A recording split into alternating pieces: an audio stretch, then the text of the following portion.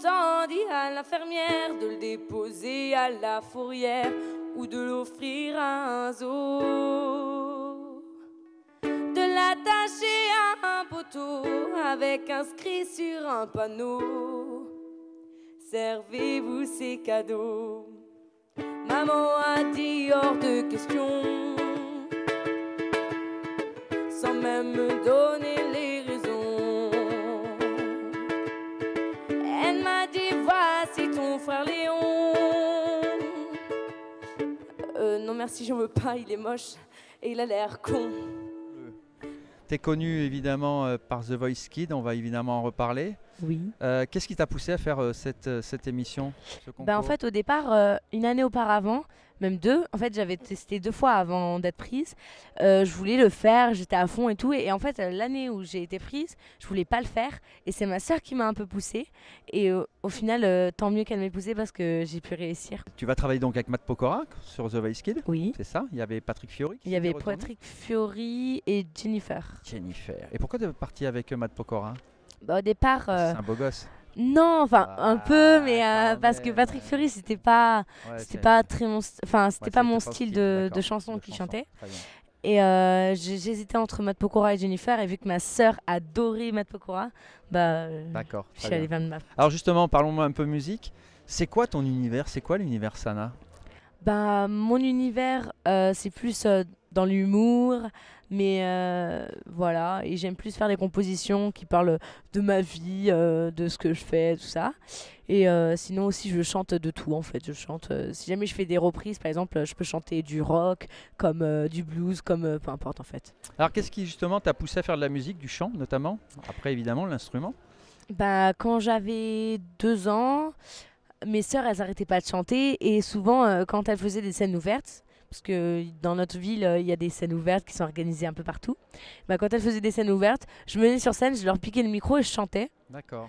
Ou alors, voilà, et à la maison, je chantais leurs chansons, tout ça et tout. Bon alors, t'es devenue un petit peu la petite starlette à l'école. C'est pas difficile à gérer, d'être reconnue médiatiquement parlant, suivre ses études. Rappelons que tu n'as que 12 ans. T'es en quelle classe? 4e? En 5e. 5e, d'accord. Donc c'est pas trop dur au collège avec les copains-copines? Comment ça s'est passé? Au départ, en fait, vu que c'est passé en vacances, dès qu'il y a eu la rentrée, ils ont tous fait « Oh, t'es passé à The Voice Kids et tout, tu nous avais pas dit et tout, machin. » Et toutes mes copines étaient en mode elles étaient folles, elles criaient de partout et tout. Et vraiment, tous les gens de mon collège sont venus me voir en disant « Ah, c'est toi qui avais The Voice Kids et tout, voilà. » Et dans certains, ils ont pris des photos avec moi, c'était drôle. Et après, au fur et à mesure, ça s'est calmé. Et maintenant, ils me considèrent comme une fille normale, quoi. Ouais. Non.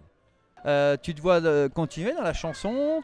Tu es prête à enregistrer un EP, un album? Oui, d'ailleurs, il y a eu un projet Ulule où les gens pouvaient donner de l'argent pour que je puisse, voilà, pour que je puisse préparer mon EP. Donc du coup, ça s'est très bien passé et tout ça. Et du coup, un EP à venir, et il faut surtout me suivre sur mes réseaux sociaux parce que c'est là où je dis tout en fait, où il y a tous mes projets, que ce soit secret ou alors qu'on puisse les dévoiler, voilà. Très bien. Ça va être quel univers? Donc toujours dans l'univers un peu humoristique?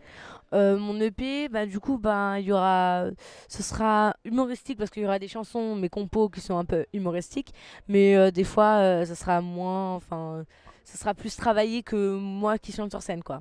Un rêve que tu aurais là à faire comme ça, tout de suite? De pouvoir, que tous mes abonnés qui me suivent de partout, que je puisse tous les rencontrer dans une grande scène ou un grand concert, et que je le fasse à Narbonne, ce concert. Voilà. À Narbonne? À Narbonne. Bon, le maire de Narbonne, si tu nous regardes, n'oublie pas, Sana à Narbonne, elle est prête à venir, voilà, avec tous les abonnés. Donc ça c'est parfait. Pourquoi la Narbonne au fait? Je sais pas, parce qu'en fait j'ai des amis qui ont fait The Voice Kids qui habitent à Narbonne, et je trouve que cette ville, je sais pas, elle sent la joie de vivre. En fait, elle est hyper belle, tout ça, et voilà. En tout cas, merci Miss Sana de nous avoir accordé ce temps, et puis on passe la journée ensemble, la soirée. Oui. Et puis voilà, puis on s'attend ce soir donc à une grande finale. Oui. Voilà, merci. Merci à vous.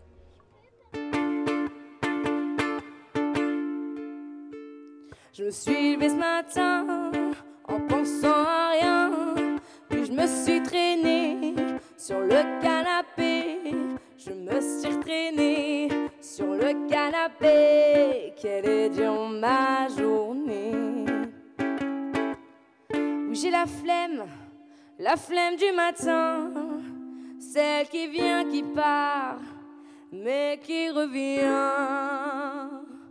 Ouh, la flemme ne m'a jamais quittée depuis que je suis née.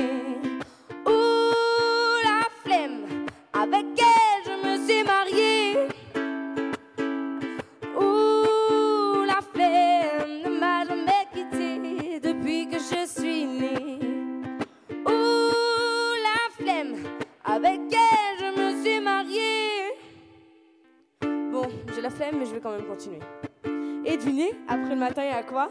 Il y a l'après-midi. Et l'après-midi, on fait quoi? La sieste.